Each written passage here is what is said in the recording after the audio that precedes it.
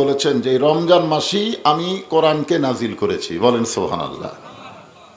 একটা রাতে আল্লাহ কোরআন নাজিল করছে, রমজান মাসেই সে রাত, নাকি কোন? ইন্না আনজালনাহু ফি লাইলাতুল কদর। এই কদর রাত, যে রাত্রে কোরআন নাজিল হওয়ার কারণে রাতের দাম কত হয়েছে? আলফে শাহর, 1000 মাসের চাইতেও বেশি। হিসাব করলে দেখা যায় 83 বছর 4 মাস। আপনার বলেন তো রমজান মাসের দাম কি জন্য হয়েছে? কোরআন নাজিলের কারণে। আর ওই রাতের দাম কি জন্য হয়েছে? কোরআন ওই রাতে আল্লাহ নাজিল করার কারণে। তাহলে কোরআন নাজিল করার কারণে যদি মাসের দাম হয়, রাতের দাম হয়, যাদের উপর আল্লাহ কোরআন নাজিল করলো তাদের দাম কি কম না বেশি? আসলে কোরআন নাজিল করছে কার জন্যে? এই যে এতক্ষণ যেটা বলতেছি, মুমিনদের জন্যে। কোরআনে প্রথমে আল্লাহ বলেছেন জালিকাল কিতাবু লা রাইবা ফীহি হুদাল লিল মুত্তাকিন। এই কিতাবের মধ্যে কোনো সন্দেহ নাই, এই কিতাব পাইকারি হারে সবাইকে হেদায়েত দিবে না। এই কিতাব পাইকারি হারে সবাইকে হেদায়েত দিবে না। যদি দিত তাহলে বাংলাদেশের কিছু কিছু লোক কেন বলতেছে যে ইসলামের সাথে রাজনীতি নাই, রাজনীতির সাথে ইসলাম নাই? এ কথা কেন বলতেছে? এ কথা বলার পিছনে কারণ হলো তারা মুত্তাকি না, তারা মুত্তাকির বাহিরে। যেরকম আবু জেহেল কোরআন শরীফ শুনেছে কিন্তু কোরআনকে গ্রহণ করেনি। আবু বকর রাদিয়াল্লাহু কোরআনকে শুনেছে এবং কোরআনকে গ্রহণ করেছে। এখন বলেন তো মুত্তাকি কে, আবু জেহেল না আবু বকর? তাহলে কোরআন হেদায়েত দেবে কার জন্য? আবু বকরের জন্য না আবু জেহেলের জন্য? তো বাংলাদেশে যারা আবু জেহেলের দল করে এরা কোরআন থেকে হেদায়েত পাবে না, এ কথা স্বয়ং কে বলেছে? আরো জোরে বলেন। এটা কোনো বক্তার কথা? এটা আল্লাহর কথা। এখানে আল্লাহ ডাইরেক্ট বলেই দিলেন হুদাল্লিল মুত্তাকিন। শুধুমাত্র মুত্তাকিদের জন্য এই কোরআন জীবন ব্যবস্থা, মুত্তাকিদেরকেই কোরআন হেদায়েত দেবে। তাহলে আমার সামনে পবিত্র রমজান মাসে রোজা রাখা অবস্থায় যারা বসে আছেন, আমরা সকলেই যে মুত্তাকি এ ব্যাপারে কোনো সন্দেহ আছে? আপনাদের কারো সন্দেহ আছে? নাই। এখন আসেন, আল্লাহ তাআলা বললেন ইয়া আইয়ুহাল্লাযীনা আমানু, যারা আমাকে বিশ্বাস স্থাপন করেছো, কুতিবা আলাইকুমুস সিয়াম কামা কুতিবা আলাল্লাযীনা মিন ক্বাবলিকুম লাআল্লাকুম তাত্তাকুন। যারা আল্লাহকে আমরা বিশ্বাস স্থাপন করেছি, আল্লাহকে বিশ্বাস না করলে এই 16 ঘন্টা না খেয়ে থাকা যাবে? বিশ্বাস রোজাদারের অন্তরে যে 100 ভাগ, এই ব্যাপারে কোনো সন্দেহ নাই। যখন সুবহানাল্লাহ। আল্লাহ বলতেছেন রোজা তোমাদের জন্য ফরজ করা হয়েছে, তোমাদের পূর্ববর্তীদের জন্য রোজা ফরজ ছিল। আশা করা যায় এই রোজার মাধ্যমেই তোমরা মুত্তাকি হতে পারবে। সুবহানাল্লাহ বলেন। কোরআন থেকে হেদায়েত নিতে গেলে কি হওয়া লাগবে? আমার কথায় বোঝা লাগবে। তাহলে কি মনে করছেন যে রাতের ওয়াজ? এটা কি মনে করছেন যে রোজা ছাড়া ওয়াজ? এটা রোজা থেকে ওয়াজ। বক্তা কি সেই রকম টান দিয়া সুর দিয়ে ওয়াজ করতে পারবে? ওয়াজ করতে করতে যদি কলিজা শুকা যায়, আমি যদি বলি 1 গ্লাস পানি দেন, আপনারা দিবেন? দিবেন? হুজুর মরে যায়, সূর্য অস্ত যাওয়ার আগে কোনো পানি দেওয়া যাবে না, ঠিক কিনা বলেন? তো এই জন্য একটু লেকচার অনুযায়ী আজকে ওয়াজ শোনা লাগবে। ওই টান টুন সুরসার দেখলে হবে না, বুঝলেন না? হ্যাঁ, এই জন্য একটু মনোযোগ দিয়ে শুনবেন। কি বলতেছেন? রোজা রাখলে কি হওয়া যাবে? লাআল্লাকুম তাত্তাকুন, আশা করা যায় তারা মুত্তাকি হবে। এ কথা বলছেন কে? আর কোরআন থেকে হেদায়েত নিতে গেলে হুদাল্লিল মুত্তাকিন, পাইকারি হারে সবাইকে কোরআন হেদায়েত দিবে না। দিবে কাদেরকে? যারা মুত্তাকি হবে। এখন বলেন তো মুত্তাকি হওয়ার যত ইবাদত, 1 নম্বর ইবাদতের নাম কি? নামাজ। কোরআন হাদিসের কোনো জায়গায় নাই যে নামাজ পড়লে মানুষ মুত্তাকি হবে। কোরআন হাদিসের কোনো জায়গায় খুঁজে পাবেন না যে হজ করলে মানুষ মুত্তাকি হবে। কোরআন হাদিসের কোনো জায়গায় পাবেন না যাকাত দিলে মানুষ মুত্তাকি হবে। শুধু একটা ইবাদতের দ্বারা মানুষ মুত্তাকি হয়, সেই ইবাদতের নাম হলো রোজা রাখা। এতক্ষণ কি বুঝলেন? এখানে যে আল্লাহ বললেন কুতিবা আলাইকুমুস সিয়াম কামা কুতিবা আলাল্লাযীনা মিন ক্বাবলিকুম লাআল্লাকুম তাত্তাকুন, একমাত্র রোজার মাধ্যমেই মানুষ মুত্তাকি হবে। আর মুত্তাকিদের জন্য আল্লাহর কোরআন হেদায়েত দিবে। সুবহানাল্লাহ বলে। আমাদের বাংলাদেশে রোজা রাখার পরেও মানুষ মুত্তাকি হবার পারতেছে না। এর পিছনে কারণ কি? গতকাল দেখলাম ফেসবুকে এক রোজাদার তরমুজ বিক্রি করতেছে। কি বিক্রি করতেছে? কেজি ভাও। এক সাইডে একই একটা মিটার পল্লা আছে, এই সাইডে দিলে হয় 6 কেজি, এই সাইডে দিলে হয় 4 কেজি। ও এই সাইডে বিক্রি করে, এই সাইডে করে না। হ্যাঁ, আপনি দেখছেন? আচ্ছা, ঠিক আছে। তো কারণ কি? ওই লোকটা কিন্তু রোজাদার। রোজা রাখার পরেও সে মানুষকে ধোঁকা দিয়া ব্যবসা করতেছে।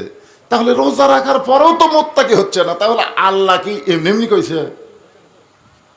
আমাদের বাংলাদেশের জন্য রোজাও মানুষকে মুত্তাকি বানাবার পারতেছে না, কারণ কি? তো তাহলে আল্লাহর কোরআন আয়াত কি মিথ্যা?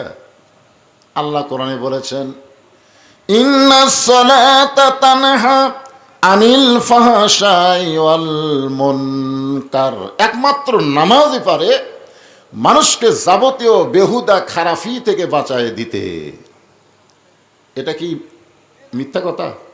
কিন্তু আমাদের বাংলাদেশের নামাজও পড়ে, আবার সুদও খায়। নামাজও পড়ে, জমির আল ঠেলে। এরকম লোক আছে না নাই? আসরের নামাজ পড়ে জমির ধান দেখ ফেরাইছে, এই যে ইরির ধান দেখ ফেরাইছে, দেখে ওপর জমির পানি চলমল করতেছে, নিচে আর জমির পানি নেই। চারিদিকে তাকায় দেখে কেউ নেই। আস্তে করে বসে বিসমিল্লাহ বলে আল কাটা দিছে। আল কাটাতে ওই পানিতে হাত ধোছে, ধুয়ে আবার উঠে চারিদিকে তাকায় বলে আলহামদুলিল্লাহ, কেউ দেখেনি। লোকটা কিন্তু আসরের নামাজ পড়ছে। তারপরে এসে কোন দিকে দেখতেছে? উপর দিকে না চারিদিকে? এই মানে যতদিন মানুষ চারিদিকে দেখবে, উপর দিকে খেয়াল না করবে, ততদিন মানুষ মুত্তাকি হবার পারবে না। আপনারা বলেন তো, আসল দেখনেওয়ালা কে? কে? ওইদিকে না তাকায় এইদিকে তাকায়, তার মানে এখন বলেন, রোজা রাখলেও মুত্তাকি হওয়ার পারতেছে না, নামাজের মাধ্যমেও মানুষ খারাপ কাম ছাড়বার পারতেছে না। এর পিছনে কারণ কি? এর পিছনে কারণ সেটাই আপনাদের সামনে আজকে উপস্থাপন করা হবে ইনশাআল্লাহ। যেই কোরআন আল্লাহ নাজিল করলেন রমজান মাসে, মাসের দাম বেড়ে গেল। যেই রাতে কোরআন নাজিল করার কারণে রাতের দাম বেড়ে গেল। আর যাদের উপর আল্লাহ কোরআন নাজিল করলো তাদের দাম বাড়ে না কেন? এই কোরআনের সঙ্গে একটা কাপড় লেগে থাকলে সে কাপড়ের দাম কম না বেশি? এই কোরআন যে রেহালের উপরে থাকে, একই গাছের কাঠ দিয়ে খাট বানাচ্ছে, সোফা বানাচ্ছে, একটা রেহাল বানাচ্ছে, দাম বেশি কার? রেহালের। কারণ কি? একটা কাঠের রেহালের সঙ্গে কোরআনের সম্পর্ক থাকার কারণ রেহালের দাম বাড়ে। একটা কাপড় দিয়ে কোরআনের কাপড় বানালে সে কাপড়ের দাম বাড়ে। আর যাদের হেদায়েতের জন্য আল্লাহ কোরআন নাজিল করলো তাদের দাম না বাড়ার পিছনে কারণ কি? হ্যাঁ, এইটাই হলো আজকের আলোচনা। রমজান মাসে আমার মা বোনেরা বসে আছে, অনেকগুলো মা বোন। আসার সময় দেখলাম রাস্তার কোনো পুরুষই নাই, খালি মেয়ে মানুষ আসতেছে। আমাকে বলা হয়েছে, হুজুর একটু পর্দার উপরে মা ফাতেমার জীবনে থেকে ওয়াজ করবেন, মেয়েরা একটু শুনবার চাই। মায়েরা ধৈর্য নিয়ে বসেন। হ্যাঁ, আপনারা অবশ্যই পর্দার উপরে ওয়াজ শুনবেন। তাহলে আলোচনা এখন শুরু করা যাক, আপনারা একটু মনোযোগ দিয়ে শুনবেন। তাহলে রোজার মাধ্যমে মানুষ মুত্তাকি হওয়ার পিছনে কারণ কি? এখন রোজা থাকলেও মানুষ মুত্তাকি না হওয়ার পিছনে কারণ, আমরা নামাজ পড়ি, যে জোহরের নামাজ পড়লাম, এখানে জামাতের সঙ্গে জোহর নামাজ পড়লাম না? আচ্ছা, আপনার বলেন তো, নামাজ কার জন্যে? কার জন্যে? আল্লাহ কোরআনে বলেছেন, ইন্না সালাতি ওয়া নুসুকি ওয়া মাহইয়ায়া ওয়া মামাতি লিল্লাহি রাব্বিল আলামিন। আমরা নামাজ আল্লাহর জন্যই পড়ি, কিন্তু মাঝে মধ্যে এ নামাজ মানুষকে দেখানোর জন্য কিন্তু পড়ি। একটু হিসাব করে দেখেন তো, আপনার বিবেক প্রশ্ন করেন, আপনি যখন বাড়িতে নামাজ পড়েন তখন নামাজের কতক্ষণ সময় লাগে, আর আপনি যখন মসজিদে নামাজ পড়েন তখন কতক্ষণ টাইম লাগে? একটু বিবেকের আয়নায় খেয়াল করে দেখেন। বাড়িতে যখন নামাজ পড়েন তখন আপনি মনে করেন আমি তো আল্লাহর জন্যই নামাজ পড়তেছি, আল্লাহ ছাড়া তো কেউ দেখতেছে না, ঢকা ঢক মারি। কিন্তু যখন মসজিদে নামাজ পড়ি তখন আমার মন কি বলে, আল্লাহর জন্য তো নামাজ পড়তেছিস, আশেপাশে যাদের সুন্নত হয়ে গেছে তারা কিন্তু তোর দিকে তাকে আছে, যেমন তেমন রুকু সিজদা করলে চলবে না। মনের মধ্যে রিয়া আসার কারণে আল্লাহ বলেছেন ফাওয়াইলুল লিল মুসাল্লিনাল্লাযীনা হুম আন সালাতিহিম সাহুন আল্লাযীনা হুম ইরাউন ওয়া ইয়ামনাউনাল মাউন। আপনাদের মসজিদে প্রথম তারাবিতে যে মুসল্লি হয়েছে আপনাদের এই গ্রামের মসজিদে, এখন কি সেই মুসল্লি আছে না কমে যাচ্ছে? কি আছে? কমে যাচ্ছে। কি জন্য কন্থ? যারা শুধুমাত্র মানুষকে দেখানোর জন্য নামাজ ধরছিল তাদের নামাজ আস্তে আস্তে থাকবে না। আর যারা আল্লাহর জন্য নামাজ পড়বে এরা মৃত্যুর আগ পর্যন্ত জীবন থাকা অবস্থায় এক ওয়াক্ত নামাজ ছাড়বে না। ধরে কোন কথা ঠিক কিনা? ছাড়বে? ছাড়বে না। দেখবেন জীবন যতক্ষণ আছে যদি দাঁড়াবার না পারে বসে থাকা পড়বে, বসে থাকবার যদি না পারে তাহলে শুয়ে থাকা পড়বে, শুয়ে থাকাও যদি না পারে ইশারার দ্বারা কিন্তু তারা নামাজ পড়বেই। কারণ এরা কি মানুষকে দেখানোর জন্য করে? কার জন্যে? ধরে বলেন কার জন্যে? আল্লাহর জন্যে। ফাতেমার জীবন কাহিনী তো গোটা বলা যাবে না, জীবন কাহিনী বলবার গেলে এই একদিনের খাওয়া আছে। আমার মা বোনেরা ভালো হওয়া লাগবে এটা আমিও জানি, কারণ আমাদের এরশাদ চাচা যাওয়ার পর থেকে এই মেয়া মানুষের অত্যাচার, যখন কথা ঠিক না, আমাদের খালেদা জিয়া, তারপরে শেখ হাসিনা, আমাদেরও যে মরদ মানুষের পাওয়ার আছে আমরা কিন্তু এত বছর বুঝবারই পারিনি। জোরে কোন ঠিক কিনা? এবার ডক্টর ইউনূস আসার পরে বোঝা যাচ্ছে মরদ মানুষের কিছুটা পাওয়ার আছে, ঠিক কিনা বলেন? দেখেন ভারত এত কিছু করলো, বাংলাদেশের কিছুই করতে পারলো না। পারলো? পারছে? এই কিছুদিন আগে দেখবেন আর্মির প্রধান অনেক গরম বক্তব্য দিল, কিছু করবার পারছে? পারে নাই। ডোনাল্ড ট্রাম্প পর্যন্ত কিছু করবার পারতেছে না, কারণ বাংলাদেশের চেয়ারে একটা মরদ বসে আছে। ধরে কোন কে বসে আছে? হ্যাঁ, মরদ। বিপদত পড়লে তার দোয়া, তার নামে দোয়া পড়া লাগে। ধরে কোন কথা ঠিক কিনা? এর নামই হচ্ছে দোয়া ইউনূস। হ্যাঁ, আমি ফাতেমার জীবন কাহিনী বলবো কি কারণে? তারা যদি ঘরের মানুষ ঘরে থাকে, পর্দার ভিতরে থাকে, তাহলে ওই বাড়িতে আল্লাহ কতটুকু রহমত বরকত দেয়, আর যে রহমত বরকতে পুরুষ মানুষের জীবন চলা কত সহজ হয়, এর উপর ইনশাল্লাহ কথা বলবো। তাই যেটা ধরছি এর আগে শোনা লাগবে।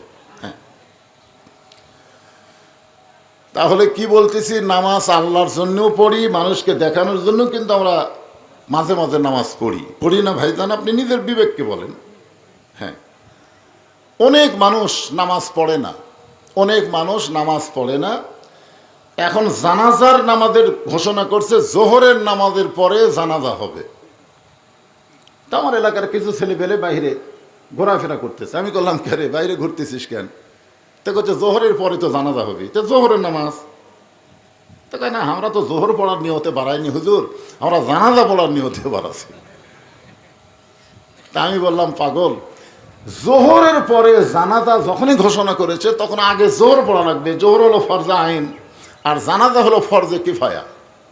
ফরজে কিফায়া যদি গ্রামের 10 জন মানুষ আদায় করে লোকটাকে দাফন করে, সবার উপরে আল্লাহ আদায় করে নিবে। কিন্তু ফরজে আইন তো 10 জন 20 জন পড়লে হবে না। মুসলমান যারা দাবি করে তাদের সকলকেই জামাতের সঙ্গে নামাজ আদায় করা লাগবে। জোরে কোন কথা ঠিক কি না? কারণ আমি তো হাদিস বললাম, রোজা না রাখলে মানুষ বেঈমান হবে, হজ না করলে মানুষ বেঈমান হবে, জাকাত না দিলে মানুষ কাফের হবে, কোথাও নেই। আপনি যদি জাকাত না দেন আপনাকে কাফের বলা যাবে না, হজ না করলে আপনাকে কাফের বলা যাবে না, রোজা না রাখলে আপনাকে কাফের বলার, তাহলে মুর্দার জন্য আযাব হবে না সওয়াব হবে? হ্যাঁ, এই জন্য আমি বললাম, বাবা খালি জানাজা পড়লে হবে না, জোহর পড়া লাগবে। তখন পিছন থেকে 2 জন বলতেছে, হুজুর যখন বলতেছে যাই, হুজুর যখন বলতেছে, আমি হুজুর বলার আগে কে বলছে? কথা বলেন, কে বলছে? কিন্তু ওরা বলতেছে, হুজুর যখন বলতেছে যদি না পড়ি তাহলে ওয়াজের মধ্যে আবার করে। যারা হাজি সাহেব খালি নামের আগে একটাবার আলহাজ লেখা বাদ দেন। আমার এলাকায় একজন হাজি সাহেবের নামের আগে আলহাজ না লিখে আমার মাদ্রাসার একটা চিঠি দিছে, ওই চিঠি পায় হাজি সাহেব ছিনিছে। তো বলতেছে, আপনি চিঠি না পড়ে ছিনলেন কেন? বলে, আমার নামের আগে আলহাজ কোথায়? আমি এত লক্ষ টাকা খরচ করে হজ করছি, আর মিয়া খালি মোহাম্মদ দিয়ে আমার নাম লিখছে, আলহাজ কোথায়? এখন বলেন তো ওই লোকটা কার জন্য হজ করছে? আল্লাহর জন্য করছে না মানুষকে দেখানোর জন্য করছে? দেখবেন অনেক লোক হজ করার পরে মানুষ যদি তাকে কিছু জিজ্ঞাসা না করে, সে নিজে হজ করেছে এটা বলার জন্য চাষটলে যায়, চাষটলে গল্প শুরু করবে।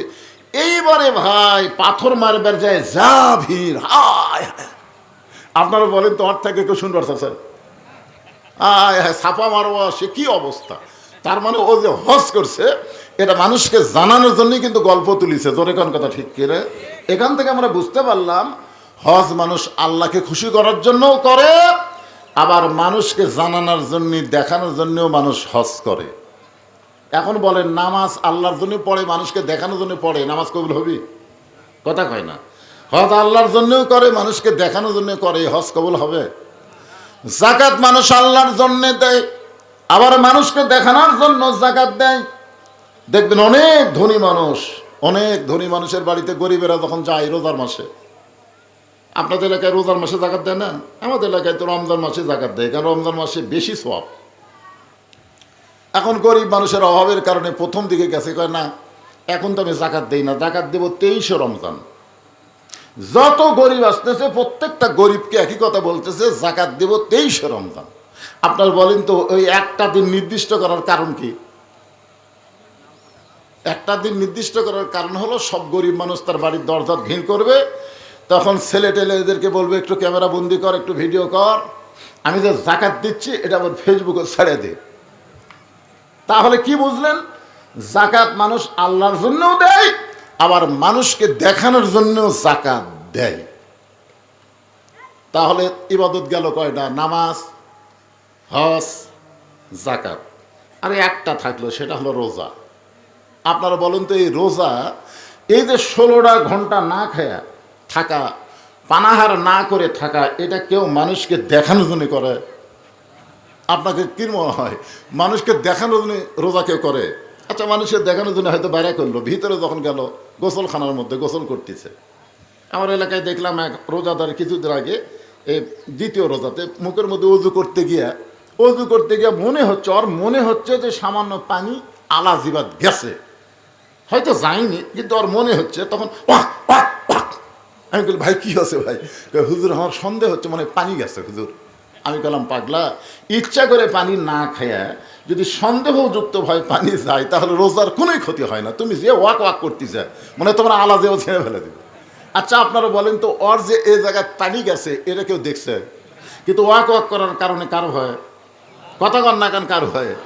তাহলে বাথরুমে যখন গোসল করতেছে, ঠান্ডা পানি মাথার উপর দিয়া, নাকের উপর দিয়া, মুখের মধ্যেও কিন্তু যায়।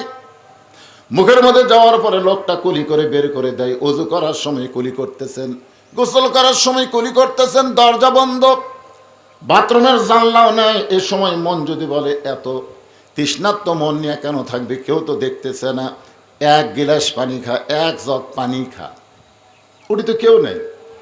ওই জায়গাত কি কেউ আছে? তাহলে ওই জায়গায় পানি খাবার বলতেছে মিন শাররিল ওয়াসওয়াসিল খান্নাস, ভিতরের খান্নাস বলতেছে খা, কেউ তো দেখবে না। তখন রোজাদার কি বলে? রোজাদার বলে এই শয়তান, কেউ না দেখলেও আমার আল্লাহ দেখতেছে। ধরে কান সুবহানাল্লাহ। তার মানে বোঝা গেল একটা মাত্র ইবাদত মানুষকে মুত্তাকি বানায় দেয়, তার নাম হলো রোজা। যে কেউ না দেখলেও আল্লাহ দেখতেছে, এই বিশ্বাস তার অন্তরে নিয়ে আসে, সেই আমলের নাম কি? রোজা রাখা। ধরে কার নাম কি? রোজা রাখা। আপনারা বলেন তো, রোজা রেখে সে যদি পানি মুখের মধ্যে যায়নি তারপর ওয়াক করতেছে, এই লোকটা যদি আবার সুদের ব্যবসা করে, মনে করেন যে সামান্য পানি গলার মধ্যে গেল কিনা, ওয়াক করতেছে, কিন্তু আমরা জানি ওই লোকটা আবার সুদও খায়। ধরে কারণ কি খায়? আচ্ছা সুদ খেলে কি রোজা ভঙ্গ হয়? আপনাদের কি ধারণা, সুদ কি মুখ দিয়ে খায় নাকি? কথা বলেন, রোজা ভঙ্গ হবে? ঘুষ খেলে? ঘুষ তো মানুষ মুখ দেখায় না, হাত দেলে। একটু মনোযোগ দিবেন, এই হুদাল্লিল মুত্তাকিন আল্লাহ বললেন, আল্লাহ আল্লাকুম তাত্তাকুন, এইটা বোঝানোর পরেই আমি মা বোনদের ওয়াজের দিকে চলে যাবো ইনশাল্লাহ।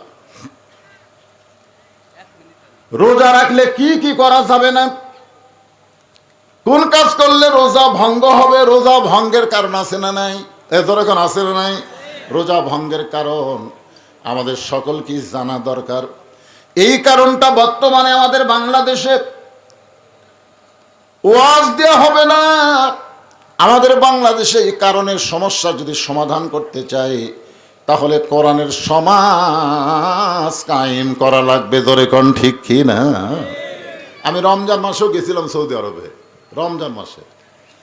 তো আমি দেখেছি ওখানে, রোজার কয়েকদিন আগে গেছিলাম, তো যেই রমজান মাসের চাঁদ উঠল, ওটার সাথে সাথে সৌদি সরকার ঘোষণা করে দিল, আল্লাহ তাআলা নিয়ামত স্বরূপ 1 বছর পরে নবী দোয়া করতেন বাল্লিগনা রমাদান, সেই রমজান মাস আল্লাহ আমাদেরকে দেওয়ার কারণে, কোরআন নাজিলের মাস আবার আল্লাহ আমাদেরকে নিয়ামত স্বরূপ দেওয়ার কারণে প্রত্যেকটা দ্রব্য মূল্য, প্রয়োজনীয় খাদ্য এবং দ্রব্য মূল্যের দাম যা ছিল, কোরআন নাজিলের মাস পাওয়ার কারণে তার দাম অর্ধেক হয়ে গেল।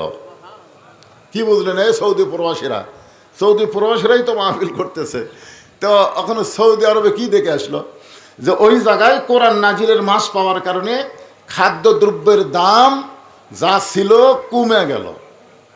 আমি সেদিন ফেসবুকে দেখলাম, এটা আবার একটা দিছে, ভিডিও দিছে মানুষকে শেখানোর জন্যে। সৌদি আরবে রোজার চাঁদ উঠে 10 টাকার জায়গায় 5 টাকা লিখতেছে, 10 টাকার জিনিস 5 টাকা, 20 টাকার জিনিস 10 টাকা, 40 টাকার জিনিস 20 টাকা। আর বাংলাদেশে লিখতেছে রোজার চাঁদ ওঠার সাথে সাথে 10 টাকার জিনিস 20 টাকা, 20 টাকার জিনিস 40 টাকা, 40 টাকার জিনিস 80 টাকা। তো তাহলে বলেন তো, সৌদি আরবের দাম কমতিছে আর বাংলাদেশে দাম বাড়তিছে একই মাসে, কারণ কি? ঈমান না, কারণ হলো ওই দেশে শুধু কোরআন নাজিলের মাসকে গ্রহণ করে নাই, কোরআনকেও তারা বাস্তব জীবনে গ্রহণ করেছে। জোরে কোন কথা ঠিক কিনা? আর বাংলাদেশে রমজান মাস পাওয়ার পরে কোরআন কি বলতেছে, কারণ তারা তো শোনে, তারা শোনে। এই যে আজকে আমি ওয়াজ করতেছি, আপনারা শুনতেছেন না, কিন্তু আল্লাহ কি বলেছেন? সামিনা কথা আয়না, শুধু শুনলে হবে না, ওইটাকে গ্রহণ করা লাগবে। আল্লাহর কোরআনকে গ্রহণ করতে গেলে একা একা কোরআন শরীফ গ্রহণ করা যাবে না। কোরআনকে গ্রহণ করতে গেলে কোরআনের একটা দল গঠন করা লাগবে, সকলে মিলে আল্লাহর কোরআনকে গ্রহণ করব। যেরকম মুয়াজ্জিন যখন আজান দেয়, আজান দেওয়ার সঙ্গে সঙ্গে আল্লাহ বলেছেন আকিমুস সালাত, নামাজ কায়েম করো। আজান শোনার সঙ্গে সঙ্গে বাবা যদি মসজিদে যায়, তাহলে নামাজ কায়েম হবে না। আবার যদি ছেলে মসজিদে যায়, তাহলে নামাজ কায়েম হবে না। আজান শোনার পরে দাদা মসজিদে যায়, তাহলে নামাজ কায়েম হবে না। আজান শোনার সঙ্গে সঙ্গে দাদা, ছেলে, নাতি একসাথে মসজিদে গিয়া জামাতে আদায় করলে নামাজ কায়েম হবে। তার মানে বোঝা গেল একা একা কোনো জিনিস হবে না, সম্মিলিতভাবে আদায় করা লাগবে। এখন যদি আমরা কোরআন অনুযায়ী চলতে চাই, তাহলে একা একা সম্ভব না, কোরআনের একটা দল করা লাগবে। এখন আমাদের 92% মুসলমানের দেশে কোরআনের দল বলতে বাংলাদেশে কি কিছু আছে? আপনাকে কি মনে হয় কোরআনের দল নাই? এই বাংলাদেশে কোরআনের বিজয় হোক, এরকম কোনো দলই কি আপনাকে জগৎ পড়ে না? পড়ে পড়ে। এই যে দেখেন, এই কোরআন যদি আপনি বাংলার জমিনে বিজয় হোক, বাংলার জমিনে কোরআন অনুযায়ী আমরা চলি, যেই কোরআন নাজিল হওয়ার কারণে রোজার মাসের দাম বাড়লো, যেই রাতে কোরআন নাজিল হওয়ার কারণে 1000 মাসের চাইতেও রাতের দাম বেড়ে গেল, সেই কোরআন আমাদের বাংলাদেশে খেলে ওয়াজ শুনবো না, বাস্তব জীবনে কোরআনকে গ্রহণ করব। এই গ্রহণ করার নিয়তে কোরআন বিজয়ের আন্দোলনে যারা চলবে, মনে মনে ধারণা করবে আল্লাহর কোরআন বিজয় করতে গেলে প্রয়োজন হলে শহীদ হব, তারপরও কোরআন বিজয়ের আন্দোলন থেকে আমি পিছপা হব না।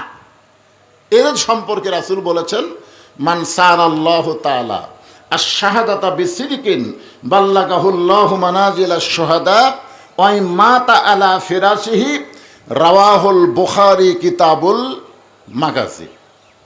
আল্লাহ রাসূল বললেন যে দুনিয়াতে আল্লাহর কোরআন বিজয়ের আন্দোলনে শাহাদতের তামান্না নিয়ে কেউ যদি সৈনিক হয়, কেউ যদি দল করে, ওই মাতা আলা ফিরাশিহি, সে যদি নিজের বিছনায়ও মৃত্যুবরণ করে, বাল্লাগাহুল্লাহু মানাজিলাশ শুহাদা, আল্লাহ তাআলা হাসরের ময়দানে তাকে শহীদদের কাতারে দাঁড় করায়া দিবে। আপনারা বলেন তো, দুনিয়াতে যত মৃত্যু হচ্ছে, কোন মৃত্যুর কোনো কষ্টই হয় না? কোন মৃত্যুর কোনো কষ্টই হয় না? এবারে চাক্ষুষ প্রমাণ হলো, আমরা দেখলাম আবু সাইদ। আবু সাইদকে আপনারা দেখেননি? মুগ্ধকে আপনারা দেখেননি? পানি পান করতে গুলি লাগলো। আবু সাইদকে যখন গুলি করতেছে, ও কি, ও মারে বাবারে দাদারে কয়ে চিল্লা উঠছে। আপনারা কি দেখলেন? আপনারা দেখলেন যখন গুলি করলো, ও আবার সামনে গেল, মানে গুলি লাগার পরেও এদিক দিয়ে ঢুকে ওই দিক দিয়ে বার হলো, তারপরেও ও কিন্তু সামনে গেল, ও মারে বাবারে কিছুই বলতেছে না, আবার সামনে গেল। আবার যখন গুলি করলো তখনও কিন্তু দুই হাত প্রসাদ করে দাঁড়িয়ে থাকলো। তৃতীয়বার গুলি করার পরে দুই বন্ধু এসে যখন ধরলো, তখন আস্তে করে পড়লো। তার মুখে কোনো ও বাবারে মারে বাঁচারে এরকম কোনোই শব্দ নেই। তার মানে কি বুঝলেন? যে আবু সাইদ যখন জীবন দিচ্ছে, বাতিলের সঙ্গে আপোষ করে নয়, হকের পক্ষে থাকার কারণে। জোরে কোন কথা, ঠিক কিনা? আর এই জীবন দেওয়াকে আল্লাহ তাআলা শহীদ বিশ্বাস করে, শহীদ হিসাবে গ্রহণ করে, তার যে কোনো কষ্টই হলো না, তার প্রমাণ হলো গোটা বিশ্বের কোটি কোটি মানুষ দেখলো, তার মুখে কোনো শব্দ নাই, কোনো সাউন্ড নাই। অথচ বুখারী শরীফের রাসূল আজ থেকে 1500 বছর আগে বলে গেছে যে চিনি খাওয়া পিঁপড়া, যে পিঁপড়া চিনি খায়, ওই পিঁপড়া যদি আপনাকে কামড় দেয়, আপনাকে লাগে 10টা পিঁপড়া যদি এক জায়গায় কামড় দেয়, আপনি কি করে চুলকাই করে? ধরে কোন কথা, ঠিক কিনা? ওর কামড়ের বেশি লাগে না। আল্লাহ রাস্তায় যারা শহীদ হয়, তাদের মৃত্যু যন্ত্রণা এই পিঁপড়ার কামড়ের চাইতেও কম। তাহলে পরকালীন জগতে যখন আমরা যাব, এই দুনিয়া থেকে পরকালীন জগতে যদি আমরা যাবার চাই, এরকম শাহাদতের তামান্না আমাদের অন্তরে রাখার দরকার আছে না নাই? জোরে কোন আছে না নাই? এখন আসেন, আল্লাহ কোরআনে বললেন, ওয়াসিকাল্লাযীনা তাকাউ রাব্বাহুম ইলাল জান্নাতি যুমারা হাত্তা ইযা জাউহা وفتحت أبوابها وقال لهم خزنتها سلام عليكم طبتم فادخلوها خالدين। রোজা থেকে আল্লাহু আকবার বলতে কি দুর্বল লাগতেছে আপনাদের? কোরআন যে আয়াতে কারিমা তেলাওয়াত করলাম, আয়াতের তো অর্থ খালি একটু জানা থাকলে আল্লাহু আকবার কয়ে খাড়া হতেন। এই আয়াতের উপরে এখন আলোচনা হবে। এই রোজাদার, আপনার যে কষ্ট করে রোজা আছেন, আপনাদের পুরস্কার কি, কিভাবে আল্লাহ পুরস্কার দিবেন, আর আপনার পুরস্কার পায়ে কেমন খুশি হবেন। স্পেশাল দরজাতে আল্লাহ আপনাদের জান্নাত দিবেন। আসলে যে জান্নাতই না আল্লাহ প্রয়োজন, এর উপরে একটা কথা আছে এই আয়াতের মধ্যে। তো এইটা বলার আগ দিয়ে আমি দেখতেছি আমার অবস্থা, শরীর অবস্থা খুব একটা ভালো দেখতেছি না, বুঝলেন? বেশি লম্বা আওয়াজ হয়তো করতে পারবো না, আপনারা শুনতেছেন তো কষ্ট হচ্ছে না, কিন্তু বলতেছি আমি। তো যাই হোক, আমার মা বোনদের জন্য ওরা বসে আছে। আল্লাহ রাসূল একদিন ফাতেমার কাছে গিয়ে বললেন, মা, তোমার কি কখনো মনে হয় যে তোমার বাবা বিশ্ব নবী, এই কারণে আল্লাহ তোমাকে জান্নাত দিবে? মেয়েকে বলতেছে।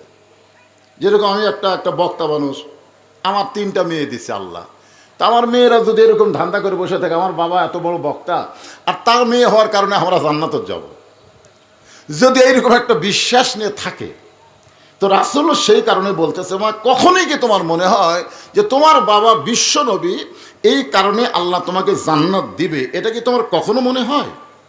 ওই ফাতেমা বলতেছে, বাবা, কখনো কেন, সবসময় মনে হয়। এত বড় নবীর মেয়ে হওয়ার কারণে আল্লাহ আমাকে জান্নাত দিবে না? আল্লাহ রাসূল ফাতেমার কপালে একটা চুমা দিয়ে বললেন, মা, এই কথা কখনোই মনে করবা না যে তোমার বাবা বিশ্বনবী বলে আল্লাহ তোমাকে জান্নাত দিবে। জান্নাতে যদি যাবার চাও, তাহলে জান্নাতের আমল করে তোমাকে জান্নাতে যেতে হবে। কি বুঝলেন? আমার মায়েরা যারা পর্দার অন্তরালে শোনেন, সঙ্গে সঙ্গে ফাতেমা কান্না শুরু করে দিল, বাবা, তাহলে বিশ্ব নবীর মেয়ে হওয়ার কারণে, সাইয়্যিদুল আম্বিয়া সাইয়্যিদুল মুরসালিন, সমস্ত নবীদের ইমাম, নবীদের সর্দারের মেয়ে হওয়ার কারণে আল্লাহ আমাকে জান্নাত দেবে না? রাসূল বলে, কখনোই না। জান্নাতে যাইতে গেলে জান্নাতের আমল করে জান্নাতে যাওয়া লাগবে। ফাতেমা বলেন, বাবা, তাহলে জান্নাতে যাওয়ার আমল কি? আল্লাহ রাসূল বলেন, ফাতেমা, জান্নাতে যাওয়ার আমল মেয়েদের জন্য খুবই সহজ। মাত্র 4টা আমল যদি করতে পারো, আল্লাহ তোমাকে 8টা জান্নাতের দরজার মালিক বানায়া দিবে। রাসূল বললেন জান্নাতে যাওয়া মেয়েদের জন্য খুবই সহজ। মরদ মানুষের জন্য, পুরুষ মানুষের জন্য জান্নাত পাওয়া খুবই কঠিন, কিন্তু মেয়েদের জন্য জান্নাতে যাওয়া খুবই সহজ। ফাতেমা বললেন বাবা তাহলে 4টি আমল কি? আল্লাহ রাসূল বললেন মেয়েদের 1 নম্বর আমল হচ্ছে পর্দা। মেয়েরা যদি পর্দা না করে বাকির 3টা আমল একটাও কবুল হবে না। বাকি 3টা কিন্তু এখনো বলা হয়নি। রাসূল বললেন 1 নম্বর আমলের নাম কি? পর্দা। জোরে করে 1 নম্বর আমলের নাম কি? মেয়েরা যদি নামাজ পড়ে, রোজা করে, স্বামীর কথা মতো চলে, কিন্তু পর্দার মধ্যে থাকে না। আপনারা জানেন আজকে এই পর্দা নিয়েও একটা খবর দেখলাম। গতকাল একটা ছেলে একটা মেয়েকে বলছিল, রোজার মাসে তো মেয়ে একটু অন্যা নাই, অন্যা ছাড়া চলতেছে, সে মাঠের দিকে তাকায় হাঁটছে। তারপরে বলছে আপা বা এই রমজান মাসে আপনি একটু অন্যা পড়েন। এই কথা বলার সাথে সাথে ওই মেয়েরা বাদী হয়ে থানায় কেস করলো, আর থানার ওসি সাহেব ওই ছেলেকে ধরে নিয়ে আসলো। আর ও যে চাকরি করতেছে চাকরির থেকেও বরখাস্ত করলো। আপনারা বলেন তো ছেলেটা কি অন্যায় করছে? একটা রমজান মাস, রোজার মাসের দিকে তাকায় তো মুসলিম মেয়েদেরকে একটু শালীনতা অর্জন করা দরকার। কিন্তু ঢাকাতে মেয়েরা বোরকা তো দূরের কথা, অন্যায় দেয়নি, খালি অন্য পড়ার কথা বলার কারণে তাকে চাকরির থেকে বরখাস্ত করা হলো এবং সাথে সাথে তাকে থানায় নিয়ে গ্রেফতার করে নিয়ে আসা হলো। এখনো পর্যন্ত আন্দোলন চলতেছে, পুলিশ এখনো তাকে ছাড়েনি। তাহলে চিন্তা করে দেখেন, যেই দেশের মেয়েদের বোরকা পড়তে বলার কারণে যদি তাকে থানায় ধরে নেওয়া যায়, আমরা বক্তারাও তো চিন্তা করে ওয়াজ করা দরকার যে পর্দার ওয়াজ করার কারণে। আর মেয়েরা বাদী হয়ে যদি কমপ্লেন করে তাহলে তো আমাকে আর বার হবারই দিবি না। জোরে কোন কথা বলেন ভাইজান, কি একটা জগতের মধ্যে পড়ে গেলাম। আজকের খবর ফেসবুকে দেখেন, বহু জায়গার থেকে পোস্টিং হয়েছে, ছেলেটাকে এখনো ধরেই রাখছে। দোষ কি? অন্যা পড়ার কথা বলেছে, যে মেয়ের একটা শালীন পোশাকের কথা আল্লাহ কোরআনে বলে নাই। আল্লাহ কোরআনে বললেন অকরনা ফি বুয়ুতিকুন্না ওয়ালা তাবাররাজনা তাবাররুজাল জাহিলিয়াতিল উলা। সঙ্গে সঙ্গে ফাতেমা পর্দানিশী হয়ে গেলেন। ফাতেমা পর্দার মধ্যে ঢুকে গেলেন। বড় পীর আব্দুল কাদের জিলানী রহমতুল্লাহ আলাইহি জান্নাতুল বাকির মধ্যে কবর জিয়ারত করতেছেন। একটু মনোযোগ দিয়ে শুনবেন। কবর জিয়ারত করতেছেন। জান্নাতুল বাকি হচ্ছে মসজিদ নববীর নিকটে সবচাইতে বড় গোরস্থান, যে গোরস্থানের মধ্যে আল্লাহ নবীর কমপক্ষে 10,000 সাহাবী ঘুমায় আছে। যারা হজ করছেন তারা জান্নাতুল বাকি দেখে নিজের 2 চোখকে ধন্য বানাইছেন। সুবহানাল্লাহ বলেন। একটা গোরস্থানের মধ্যে আল্লাহ নবীর 10,000 সাহাবী, কমপক্ষে 10,000 সাহাবী ঘুম পাড়তেছে। সেই গোরস্থানের নাম হলো জান্নাতুল বাকি, মদিনায়।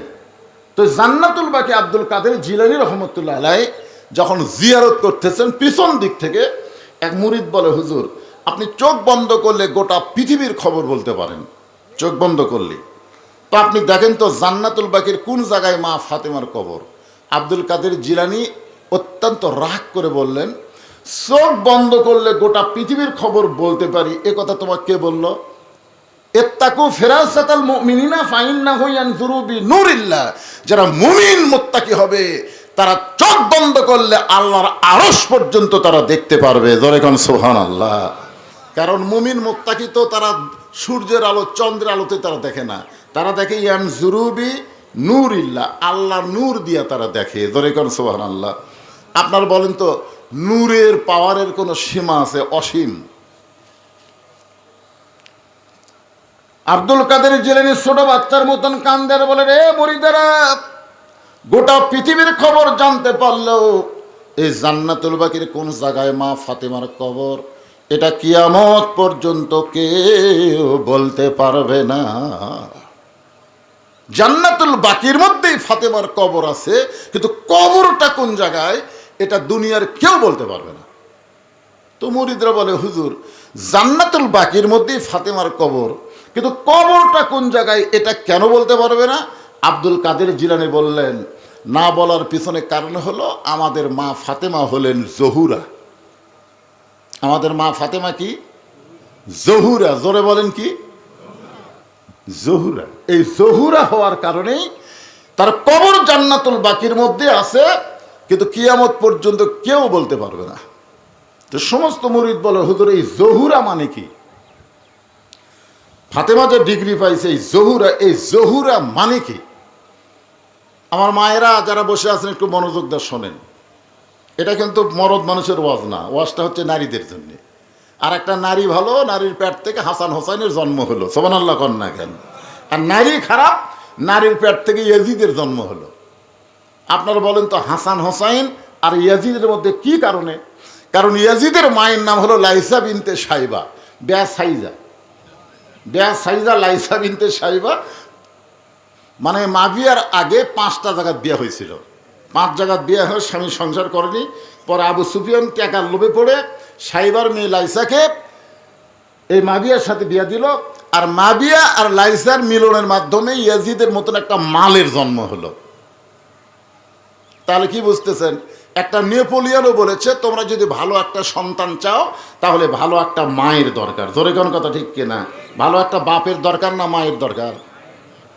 বাবাই আনন্দে মাতিয়া সাগরে ভাসাইয়া সেই যে চইলা যায় খবর লয় না, মাজন ধরিয়া উদরে কতই কষ্ট করে, 10 মাস পরে পায় প্রসবের বেদনা, এমন দরদি ভাবে কেউ হবে না আমার মা গো। ইমাম গাজ্জালি বলেছেন, মায়ের পেটে যখন বাচ্চা আসে, বাচ্চা কনসেপ্ট হওয়ার সাথে সাথেই আল্লাহ তাআলা মায়ের মাসিক ব্যারাম বন্ধ করে দেয়। প্রতি মাসে, এই রমজান মাসে মেয়েদের এই মাসিক হলে রোজা রাখা যাবে? যাবে? নামাজ পড়া যাবে? কোরআন শরীফ স্পর্শ করা যাবে? যাবে না। কারণ এই একটা অসুখ হলে কোনো ইবাদত করা যায় না। কিন্তু যখনই পেটে বাচ্চা আসে তখন আল্লাহ মাসিক বন্ধ করে দেয়। কারণ কি? ইমাম গাজ্জালি বলেছেন, পেটে বাচ্চা থাকা অবস্থায় মায়ের যেন কোনো ইবাদতের কমতি না হয়, এই জন্য আল্লাহ অসুখ বন্ধ করে দেয়। কারণ মায়ের ইবাদতের সাথে পেটের বাচ্চার আল্লাহ একটা সম্পর্ক করে দেয়। জোরে কান সুবহানাল্লাহ। আমার এলাকার এক ছেলে কয়, হুজুর 11 মাস আমার খিদা লাগে না, কিন্তু রোজার চাঁদ উঠলে আমার খিদা লাগে। হুজুর 11 মাস আমার খিদাই নেই, কখনকার খাওয়া কখন খাই, কিন্তু এই রোজার চাঁদ উঠলে কোথ থেকে যে এত খিদা শুরু হয় হুজুর, খালি খাবারই মন চায়। তা আমি কইলাম, এই ব্যারাম হওয়ার পিছনে কারণ হলো তোর মা বাঁচা আছে? আছে, যা জিজ্ঞেস কর। তা আমার কথা মতো যা জিজ্ঞেস করছে, মা রমজান মাসে আমার খিদা বেশি কেন? তো মা বলতেছে, এই সর্বনাশ করছে তোর দাদি। তুই যখন আমার পেটে ছিলি রমজান মাসে তোর দাদি আমাকে রোজা থাকবার দেয়নি। আমি রোজা থাকলে নাকি পেটের বাচ্চা শুকা যাবি, জোর করে আমাকে রোজা ভাঙ্গাছে। 1 মাস আমিও খাসি রোজার মাসে, তুইও খাসি। রমজান মাসে তোর পেটের মধ্যে খাওয়া শুরু হচ্ছে রে, এই জন্যই দুনিয়াতে তুই রোজা থাকবার পারিস না। বুঝছেন? মা যখন পেটে বাচ্চা নিয়ে রুকুর থেকে সেজদা যায়, বাচ্চার বয়স 4 মাস 5 মাস এরকম হয় না? রুকুর থেকে সেজদার গেছে, পেটের মধ্যে বাচ্চা দমল খাচ্ছে। ফেরেশতাকে আল্লাহ, দেখো তোমার বান্দি নামাজ পড়বার যে পেটের বাচ্চার কত কষ্ট হয়। আল্লাহ বলে, সাক্ষী থাক, যেই মা পেটে বাচ্চা নিয়ে নামাজ পড়তেছে, ও মা শুধু নিজে নামাজ পড়তেছে না, পেটের বাচ্চাকেও নামাজি বানিয়ে দিচ্ছে। জোরে কান সুবহানাল্লাহ। এই জন্য একটা মা যদি ভালো হয়, মায়ের পেটের বাচ্চাও ভালো হবে। আজকে যারা প্রকাশ্যে সিগারেট খাওয়ার মিছিল করতেছে রমজান মাসে, খুঁজলে দেখেন এরা সব বেজন্মা, এদের জন্মের ঠিক নাই, এরা যার সন্তান। জোরে কোন কথা ঠিক কিনা? রমজান মাসে হোটেলের দরজা কালো পর্দা দিয়ে ভিতরে যারা খায়, খুঁজলে দেখেন এদের জন্মের ঠিক নেই। খুঁজলে দেখেন জন্মের ঠিক নেই। কি মনে করছেন?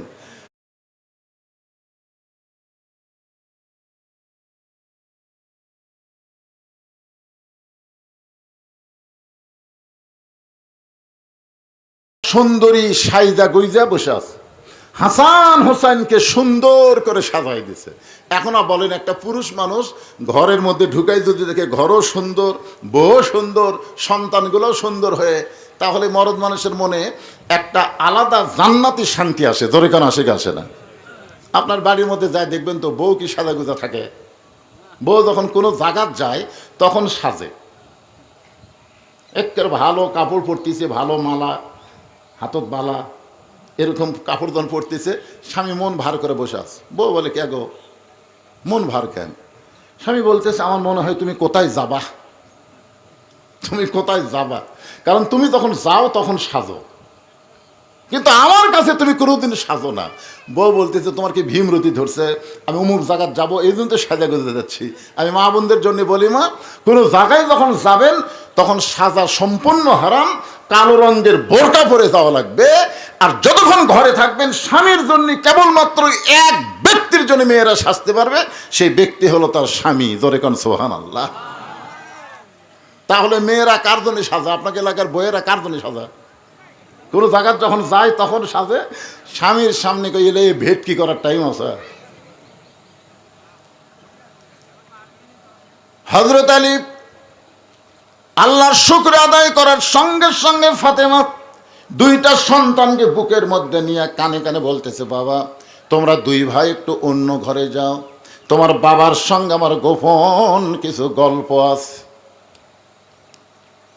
ফাতেমা দুই সন্তানকে বুকের মধ্যে নিয়ে কানে কানে বলতেছে যে তোমরা দুই ভাই একটু অন্য ঘরে যাও, তোমার বাবার সঙ্গে আমার গোপন কিছু গল্প আছে।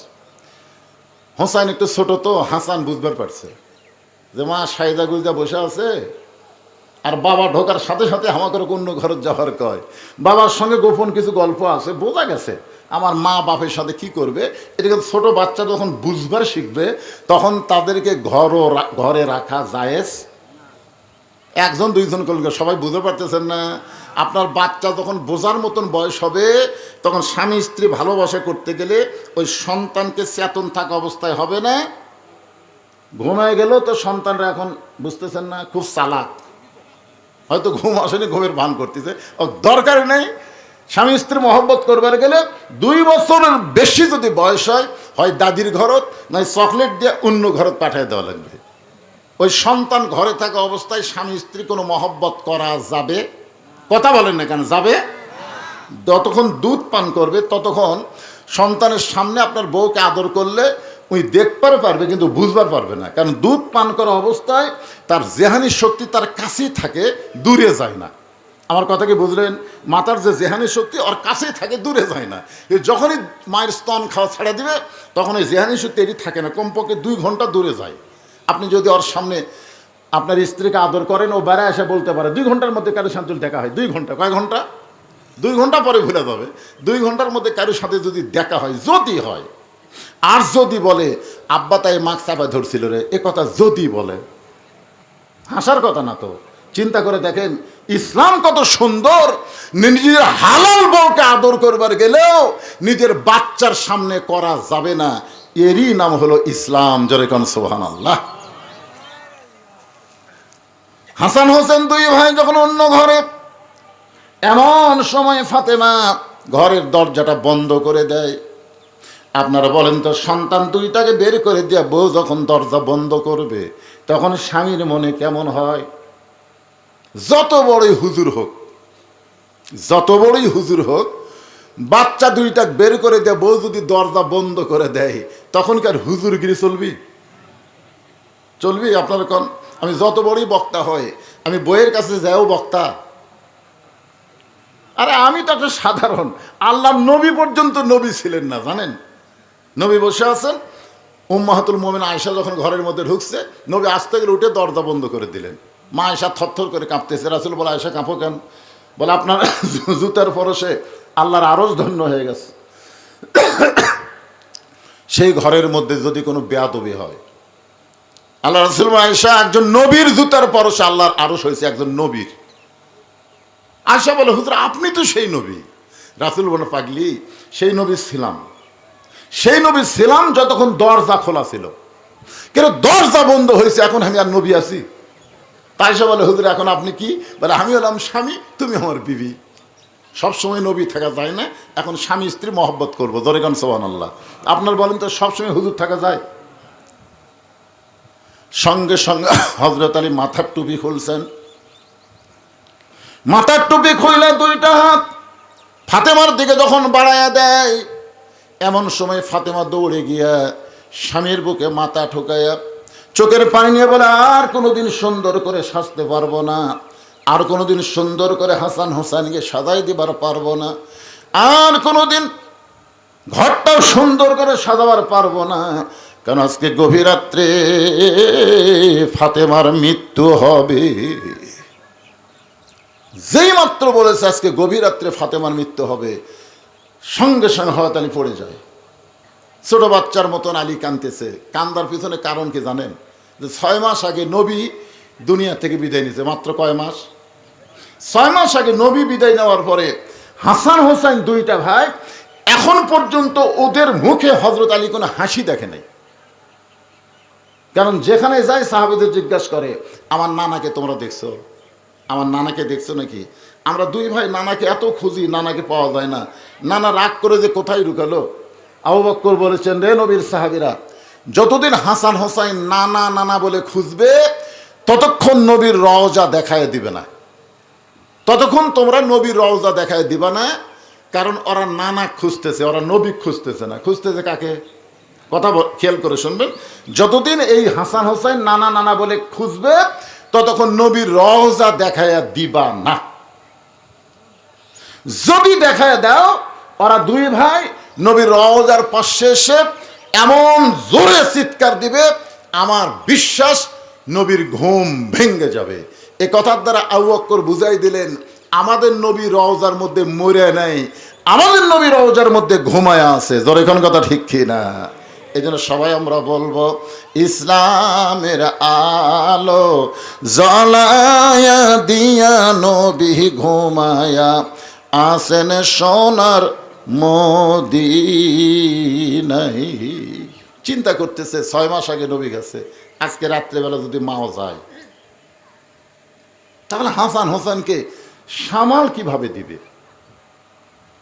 নানা রকম চিন্তায় হযরত আলী যখন কান্দে, এমন সময় ফাতেমা মুচকি হাসি দিয়া ওই স্বামীর মাথাটা উরাতের উপরে নিয়ে কপালে একটা চুমা খায়। যিনি গভীর রাত্রে মৃত্যুবরণ করবেন তিনি হাসতেছেন, আর মৃত্যুর কথা শুনে স্বামী কাঁদতেছে। ফাতেমা কপালে চুমো দিয়ে বলে, স্বামী গো, এমন করে আপনি কাঁদবেন না, কারণ আর দুনিয়াও মাজরাতুল আখিরাত, দুনিয়া থাকার জায়গা। আপনারা বলেন তো, এই যে আমরা দুনিয়াতে এত সুন্দর বাড়িঘর সয় সম্পত্তি, আপনাকে এখানে আসতে দেখলাম, এটা শহরের মতন দেখা যায়। এই গ্রামে এত বিল্ডিং বাড়ি দেখলাম, আসার সময় দেখলাম গ্রামগঞ্জে সাধারণত এত বিল্ডিং বাড়ি হয় না, তো আপনাকে এলাকার দেখলাম।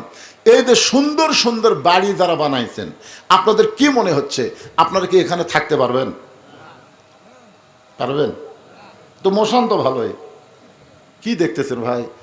3 তালা করছি হুজুর, আর 4 তালা রড বার করে থুছি, আর 1টা তালা করবার পারলে আমার আর কোনো টেনশন নেই। এই কয়েক দেখে, তখন কান্দের ফেরেশতা কি কয়, শয়তান উপর দিকে তাকাস না, নিচ দিকে তাকা, নিচ দিকে তাকা। যত উপর দিকে বিল্ডিং কর, তোর 4 তালা না, তোর জন্য হলো নিচ তালা, 1 তালাও না, নিচ। কোন তালা? তাহলে এখন আপনারা বলেন যে আমরা এই দুনিয়া থেকে থাকার জন্য না যাওয়ার জন্য?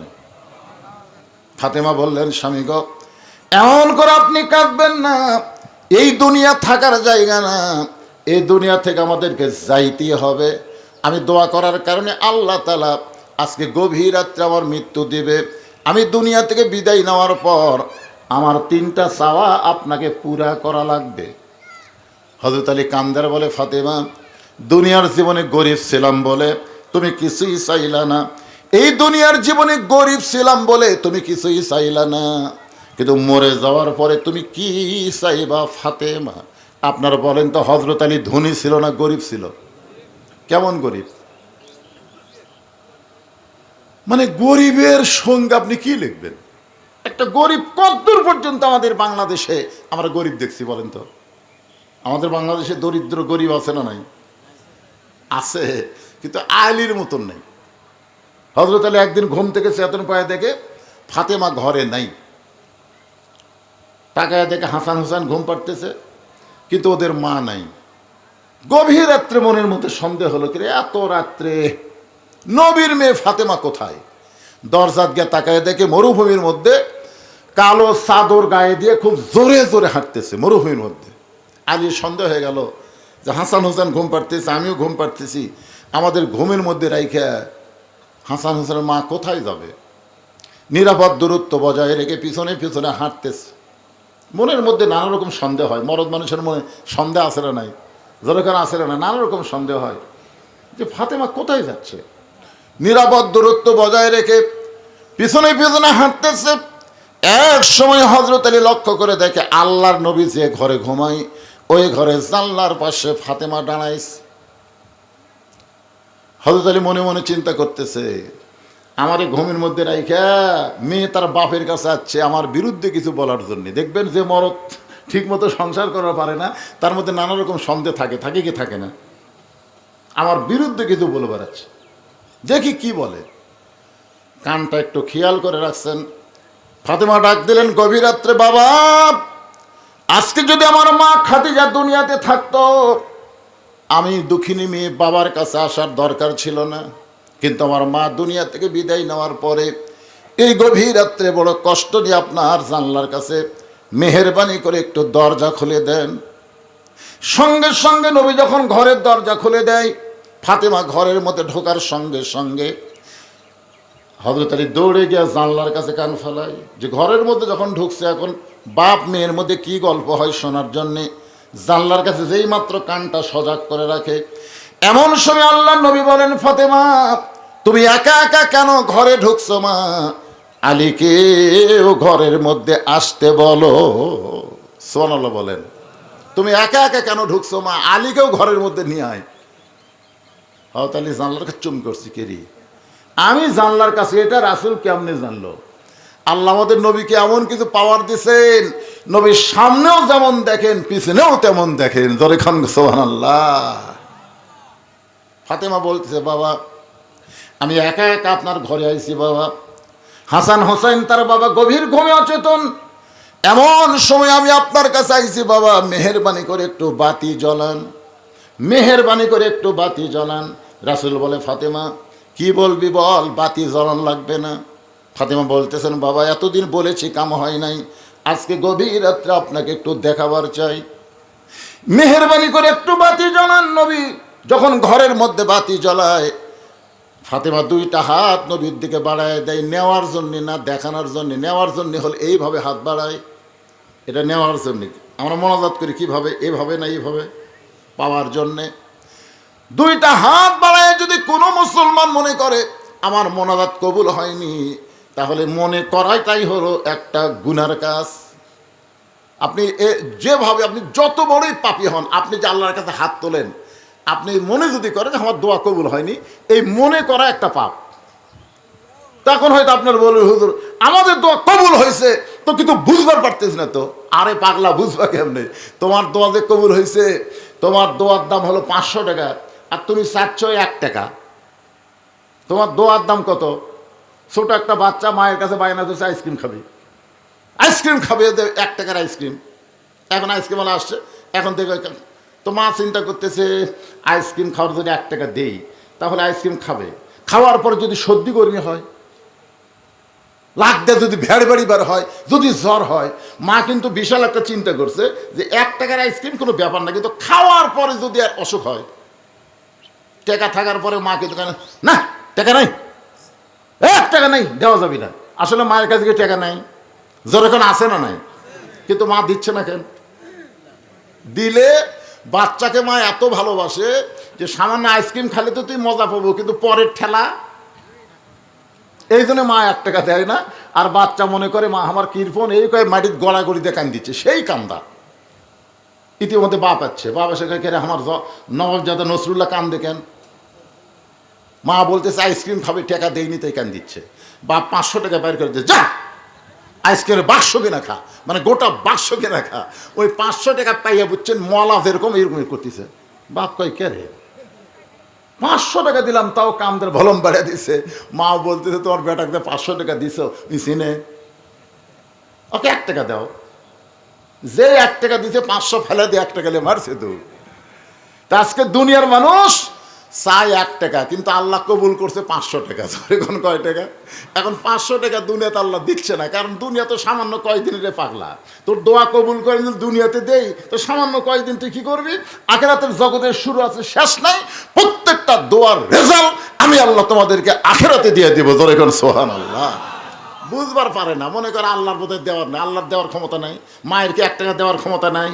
কিন্তু দেয় না কেন? দিলে তো সত্যি কর্মী হবে। দুনিয়াতে আল্লাহ দিলে দোয়া কবুলের রেজাল্ট যদি সাংসার দেয়, 4 তলা 5 তলা 10 তলা 20 তলা বানাবি, তাহলে উপর দিকে যাবি, নিচে নামার কথা আর খেয়ালই থাকবি না। জোরে কোন কথা ঠিক কিনা?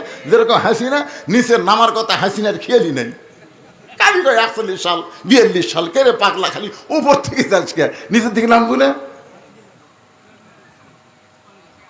এই জন্য বুঝলেন, আল্লাহ সব দোয়া, আপনি যখনই দোয়া করবেন বিশ্বাস করতে হবে আল্লাহ আপনার দোয়া কবুল করেছে, রেজাল্ট দিবে আখিরাতে।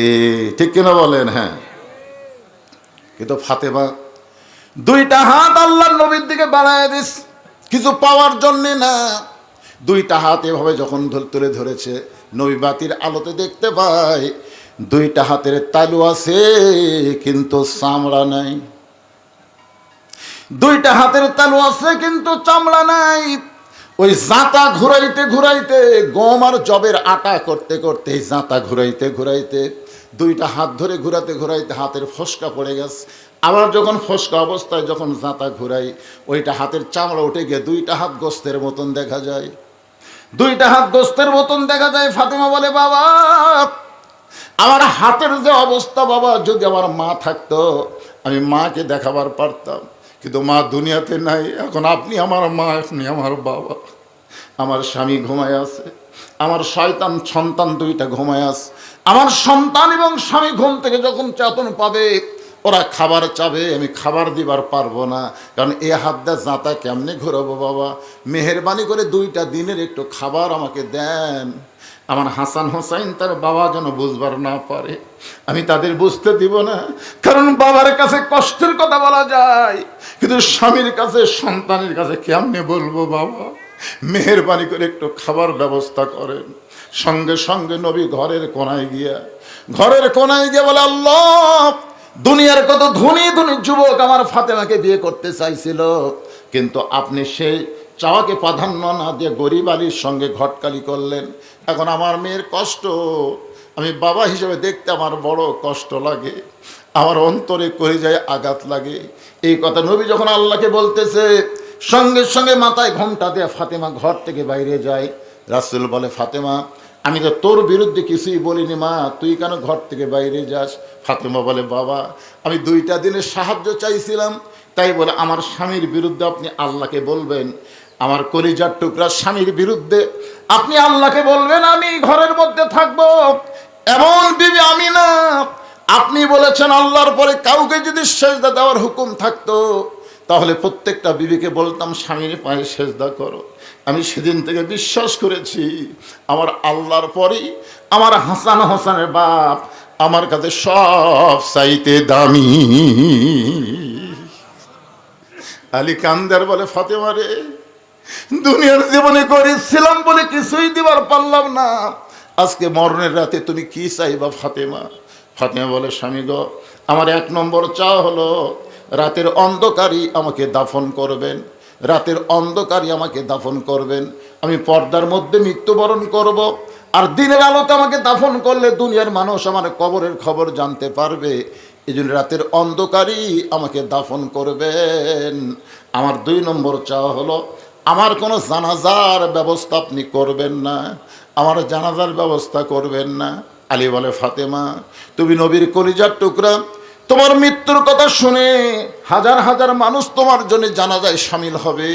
ফাতেমা বলে, স্বামী গো, যদি হাজার হাজার মানুষ দোয়া করে ফাতেমা ভালো, আর আপনি যদি বলেন আমার ফাতেমা ভালো না, ওই হাজার মানুষের দোয়া দিয়ে ফাতেমার কোনো লাভ হবে না।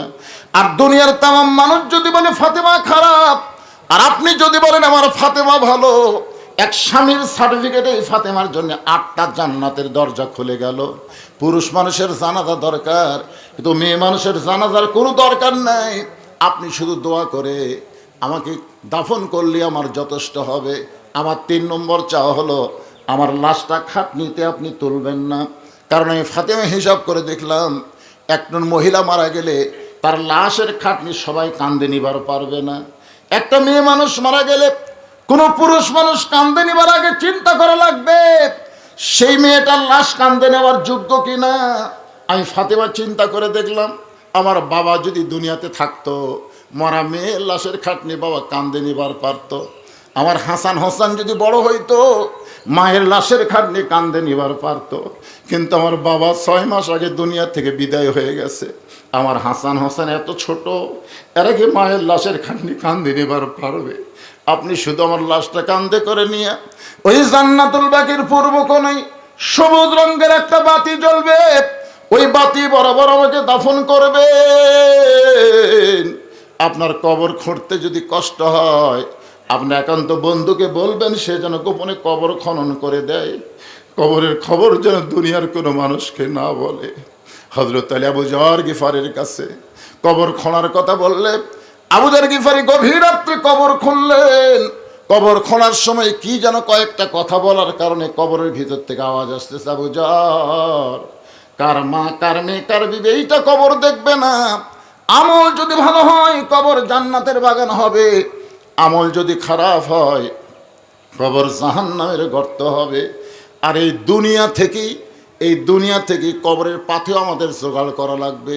ছোটবেলায় একটা গজল শুনেছিলাম, কিন্তু যেদিন ডাক পড়িবে কবর মাঝে যাইতে, জোগাড় কিছু করছো বন্ধু তার মাঝে বিছাইতে। ডানে কবর বামে কবর নিচে কবর আছে যে, ওপর দিকে চাইয়া দেখো বাঁশের ছাউনি দিছে কে। হযরত আলী গভীর রাত্রে ফাতেমাকে দাফন করে আল্লাহর কাছে বলতেছে, আল্লাহ তোমার পর্দানিশী ফাতেমা দুনিয়া থেকে বিদায় নেওয়ার পরে আমি গভীর রাত্রে তাকে দাফন করে তোমার কাছে বলি, আল্লাহ এই ফাতেমাকে তুমি কবুল করে নাও, ফাতেমাকে কবুল করে নাও, কবুল করে নাও। 3 বার বলার পর হযরত আলী তাকায় দেখে সামনে কয়েকটা পুরাতন কবর দেখা যায়। এই মাত্র ফাতেমাকে কবর দিয়েছে, সেই নতুন কবর আর নাই। আলী কান্দের বলে, এখনই নিজের হাতে কবর দিলাম, সেই নতুন কবর কোন জায়গায়? পুরাতন কবরের ভিতরে নতুন কবর নাই। গোটা জান্নাতুল বাকি দৌড়ায় বলে ফাতেমার কবর। এখনই নিজের হাতে কবর দিলাম, সেই নতুন কবর কোথায় রে? ফাতেমার কবর। কে যেন গায়েব থেকে বলে, আলী ফাতেমা পর্দানিশী, আমি আল্লাহ জোহরা ডিগ্রি দিয়া ফাতেমার কবরটাকে কিয়ামত পর্যন্ত পর্দা করে দিয়েছি। আমার মায়েরা যারা পর্দার অন্তরালে মা, এখন একটু বাবাদের জন্য আলোচনা। ওয়াসিকাল্লাযীনা তাকাউ রাব্বাহুম ইলাল জান্নাতি যুমারা। রোজাদারকে যারা আজকে এখানে রোজা আছেন, সবাই তো আছেন ইনশাল্লাহ, সবাই নাই? এ ভাই ওঠা বসা করেন কেন? আমার অবস্থা তো দেখতেছেন, আমি তো ওয়াজ শেষই করে দেবো, আর বেশি টাইম তো করা যাবে না। নূরে জাহান জামে মসজিদের কাজের জন্য, আচ্ছা ঠিক আছে, রমজান মাস, অন্য মাসে 1 টাকা দিলে এই মাসে যদি 1 টাকা মাসে মসজিদের জন্য আপনাদের কাছে একটু রুমাল যাবে, আপনার 2, 4, 10, 50, 100 টাকা দিবার পারবেন না? কি ভাই পারবেন না? অবশ্যই পারবে। আমরা রমজান মাসে বেশি বেশি দান করব, রমজান মাস। হ্যাঁ, এই জন্য আপনাদের কাছে মাহফিল কমিটির লোকজন আছে, ছেলেপেলে আছে। আচ্ছা, ভিতরে যাক, সবাই একটু পকেটটা বার করেন, শয়তান যেন ধোকা দিবার না পারে। যে যা পারবেন আল্লাহর ঘরের জন্য, আল্লাহর ঘর পৃথিবীর শ্রেষ্ঠ জায়গা আল্লাহর ঘর, সে আল্লাহর ঘরের জন্য আপনাদের কাছে ছেলেরা যাবে, প্রাণ খুলে দান করবেন। কেউ যদি মনে করে হুজুর আমি রুমাল গামছায়, রোজাদাররা তখন কি বলবে? যা আল্লাহ আপনি জান্নাতের দরজা খুলে দিয়েছেন আর আমরা জান্নাতের মধ্যে প্রবেশ করব, এমন জান্নাতের লোভী আমরা না। আপনি জান্নাতের দরজা খুলে দিয়েছেন আর আমরা দৌড় দিয়ে জান্নাতে প্রবেশ করব, সেরকম লোভী তো আমরা না। অকালুল আলহামদুলিল্লাহিল্লাযী সাদাকানা ওয়া'দাহু ওয়া রাসানাল আরদ। আপনি দুনিয়াতেই তো আমাদেরকে জান্নাত দেওয়ার ঘোষণা করছিলেন, সেই ঘোষণা অনুযায়ী আজকে জান্নাতের দরজা খুললেন। আপনি কি মনে করছেন আমরা জান্নাতের মধ্যে প্রবেশ করব? ফেরেশতারা কয় কে রে, এরা মানুষ নাকি? জান্নাতের দরজা খোলা হলো, যেই জান্নাতে তার তাকালেই ভিতরে খালি লোভ আর লোভ আসে জড়ো হবে, আর দেখার পরে কয় আমরা জান্নাতে প্রবেশ করব না। আমরা এত লোভী না।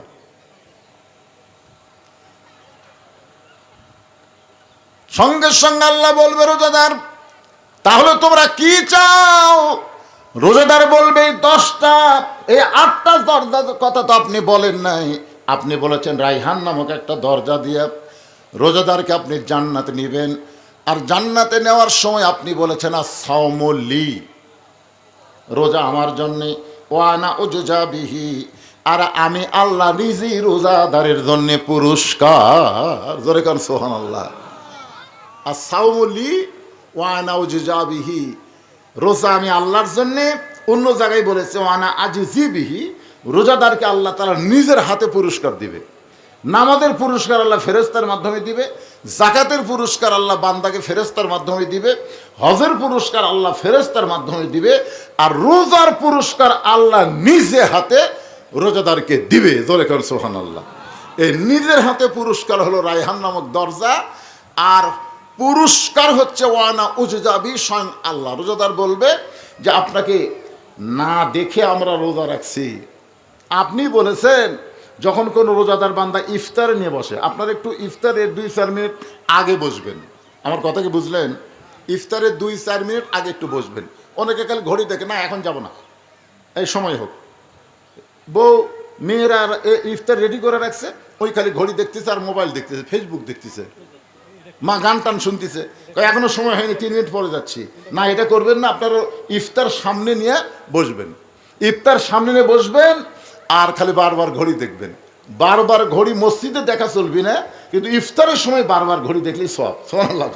বারবার ঘড়ি দেখবেন, মানে সময় যেটা থাকে ক্যালেন্ডার দেখবেন। আপনি পানি নেবেন, খুরমা খেজুর হাতত নেবেন, আবার রাখবেন, আবার পানি নেবেন, আবার রাখবেন। একবার ইফতার নিয়ে এসে সাজাবেন, এসব সুন্দর করে নিজের প্লেটে সাজাবেন, আর একজনের প্লেট সাজা দিবেন। এলা বারবার লাড়াছাড়া করবেন, ধন্দা মেরে যান, বসে থাকেন না। আমার কথা কি বুঝলেন? লাড়াছাড়া করবেন। ফেরেশতা বলবে আল্লাহ তোমার বান্দারা এই যে কলিজা ভরা তৃষ্ণা নিয়ে শরবতের গিলাস মুখের সামনে, পেটের মধ্যে ক্ষুধার আগুন দাউ দাউ করে জ্বলতেছে, প্লেট ভরা খাবার সামনে, লাড়ে ছাড়ে খায় না। আল্লাহ বলে রোজা ফেরেশতা ওরা কোনোদিন আমাকে দেখেনি রে, ওরা কোনোদিন আমাকে দেখেনি, শুধু আমার হুকুম পালন করার জন্যে এত তৃষ্ণা এত ক্ষুধা নিয়ে মুখের সামনে খাওয়ার পরেও যারা খায় না, এদেরকে আমি আল্লাহ 2টা পুরস্কার, একটা হলো ইফতার আর একটা হলো লিকাই রব্বি, আমি আল্লাহর সঙ্গে দিদার। জোরে গান সুবহানাল্লাহ। আপনারা বলেন তো, রোজাদার ইফতার করে আমাদের বাংলাদেশে কিছুদিন পর থেকে, এটা মানে 15 রোজার পর থেকে শুরু হবে আওয়ামী লীগের ইফতার পার্টি, বিএনপির ইফতারের পার্টি, জাতীয় পার্টির ইফতার পার্টি, জামাতের ইফতার মাহফিল। জামাতের কিন্তু ইফতার পার্টি করে না, ইফতার মাহফিল। আমাদের অনেক রোজাদার ভাইয়ের ইফতার মাহফিল করবি, আর কতগুলো পার্টি। তা আমরা বক্তা মানুষ তো সবগুলোতে হগলে যাওয়া লাগে। এক পার্টিতে গেছি, পার্টির যাওয়ার পরে বলতেছে হুজুর, এক ছেলে বলতেছে ভালো করে দোয়া করবেন, হাজার হাজার টাকা খরচ করছে, হাজার হাজার টাকা খরচ করছে হুজুর, এত আইটেমের ইফতার পার্টি, ভালো করে দোয়া করবেন। আমি চিন্তা করলাম, দোয়া যদি চাইতে হবে চাওয়া দরকার, হুজুর এত কষ্ট করে রোজা রাখলাম, দোয়া করবেন আল্লাহ যেন রোজা কবুল করে, এটা কিন্তু ঠিক আছে। কিন্তু যখন বলতে হাজার হাজার টাকা খরচ করছি হুজুর, ভালো করে দোয়া করবেন, এই রোজার কথা বাদ দেয় খরচের কথা কয়, তখন আমার সন্দেহ হলো।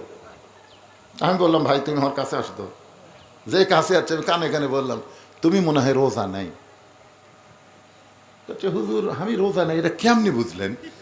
আমি বললাম তোমার সোপা দেখলে বোঝা যায়, তোমার সোপার যে সাইজ, একটা রোজাদারের চেহারা ইফতারের সময় আলাদা একটা নূর, আলাদা একটা সৌন্দর্য তার চেহারার মধ্যে থাকে। জোরে কোন কথা ঠিক কিনা? আর তুমি কোরাক কেলে বললে হাজার হাজার টাকা খরচ করছি, টাকা খরচের দোয়া না রোজা রাখলে কষ্ট করে তার জন্য দোয়া, আল্লাহ যেন রোজা কবুল করে। তো কয় হুজুর আমরা তো রোজা রাখি না, তো ইফতার পার্টি করি হুজুর, রোজা রাখি না।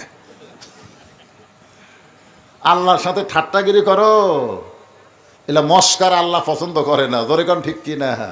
আমিও দোয়া করলাম। আমি হাসিনা সরকার যখন ছিল ইফতার পার্টির যাইতাম, আগে দেখতাম কে ডাকতেছে, আমার কে ডাকলো, দোয়া তো করাই লাগবে। আমি সব জায়গায় বাংলা দোয়া করিনি।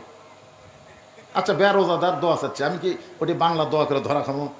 আমি আরবিতে যত গর্দ আছে আমি গর্দোয়া করতেছি, ওরা না বুঝা খালি আমিন আমিন করতেছে।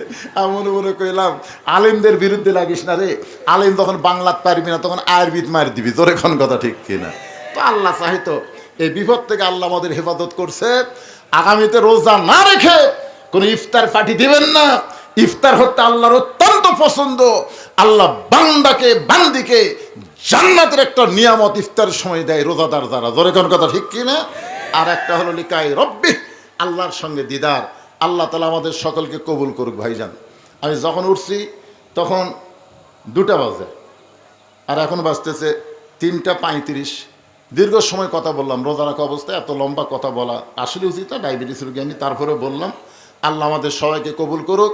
আমাদের না পারা যাবে না, ভিতর থেকে শুকে গেছে, এটা চাওয়া যাবে না। শোনেন আমি কথাটা বলি, যাবে না তো, কারণ জোর করলে হবে না। তাহলে আমাকে বলা হচ্ছে, শোনেন আমাকে খালি বলতে যেহেতু দোয়া করে দিবেন, দোয়া করে দিবেন, দোয়া। অনেক মাহফিলে মানুষ চাচ্ছে একটু দোয়া করে দেন। আমি তো এত দীর্ঘ সময়, তাহলে প্রবাসী বান্দারা যারা দেশে বিদেশ থেকে আমার ওয়াজ শোনে, তাদের চাহিদার কারণে এই দাওয়াতটা আমি নেইনি। এই দাওয়াতটা আমি নেইনি, আমার সাথে আর একটা মোবাইলও যোগাযোগ করেনি। আমি দাওয়াত নেই, আসর থেকে ইফতার, আসর থেকে ইফতার। কিন্তু এরা ইফতার দিবি না মানুষও, এই জন্য আগে ভাগে কাম শেষ করবি। এই দাওয়াতটা আমি নেইনি, লিখে আমার মাদ্রাসার মহতামিম। কথাটা বুঝলেন না? কারণ রোজার মাসে এই যে ইফতারের আগে কিছু ওয়াজ করে ছেড়ে দেবে, এটা একটা সিটারির মতন মনে হয়, তাই হয় না? যে ভাইজান এই এতগুলো রোজাদার আসলো, তাদের সামনে আমি কিছু না দিয়ে বললে 2টা করে খুরমা খেজুর একটু সামান্য ইফতারি দিলে, ইফতারি কিন্তু আলাদা একটা বিশাল সওয়াব আছে, জোরে কোন কথা ঠিক কিনা। কারণ টাকার দিকে দেখলে হবে না, তো বিশাল একটা সওয়াব আছে। তো যাই হোক, এইরকম রোজা অবস্থায় বক্তাকে চিল্লানো কঠিন, কথা বলাও কঠিন। অন্য সময় হলে এতক্ষণ আমি বলতাম 2 গ্লাস পানি দাও, একটু পানি খাই, আবার 8.5 ঘন্টা বাড়িয়ে দিলাম। কি বক্তারা কি জন্য 8 ঘন্টা বাড়ায়, 10 মিনিট বাড়ায়, তখন তার বললে কোনো সমস্যা না। আমার এখনও ইফতার হতে আরও 2 ঘন্টা বাকি আছে। চিন্তা করছেন, এই 2 ঘন্টা আমাকে ধৈর্য নিয়ে থাকতে হবে। আপনার দোয়া করেন, অসুস্থ মানুষ যে ডায়াবেটিস রোগী ভিতরে শুকে যায়, যাটুকু বললাম এখন দোয়া হবে। আস্তাগফিরুল্লাহ, সকলে পড়ে আস্তাগফিরুল্লাহ, আস্তাগফিরুল্লাহ রব্বি মিন কুল্লি জামবি ওয়া আতুবু ইলাইহি, লা হাওলা ওয়ালা কুওয়াতা ইল্লা বিল্লাহিল আলিয়্যিল আযীম। আল্লাহুম্মা আমিন। আল্লাহুম্মা আনতাস